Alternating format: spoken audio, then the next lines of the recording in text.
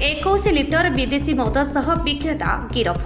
कटक जिला किशननगर थाना अंतर्गत गुरुवार राति 9टा बेले किशननगर थाना आईआईसी दुर्गेश नंदिनी महांती रटिल छकरे थिबा उत्तम ढाबा उपरे चढ़ाऊ करी 61 बोतल पाखापाखि 21 लिटर विदेशी मद जबत करने सह बेआईन मद विक्रेता उत्तम चरण साहू को गिरफ्त कर उत्तम दीर्घ दिन हेब बेआईन मद बेपार चलाई तेबे किशननगर थाना रे जोगदेवा परे आईआईसी दुर्गेश नंदिनी बेआईन मद बिक्री अभियोग में 20 दिन पूर्व गिरफ्त करथिले। तेबे बेल रे आसिबा परे से पुनर्बार बेआईन मद कारोबार चलाइथिबा किशननगर पुलिस को विशेष सूत्रରୁ खबर मिलिथिला।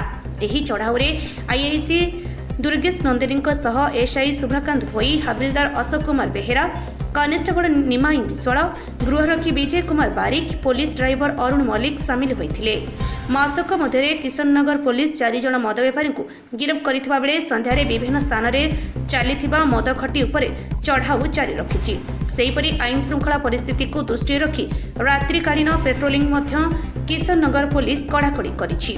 कटकरू सराफत अलीଙ୍କ रिपोर्ट, आवाज ओडिशा।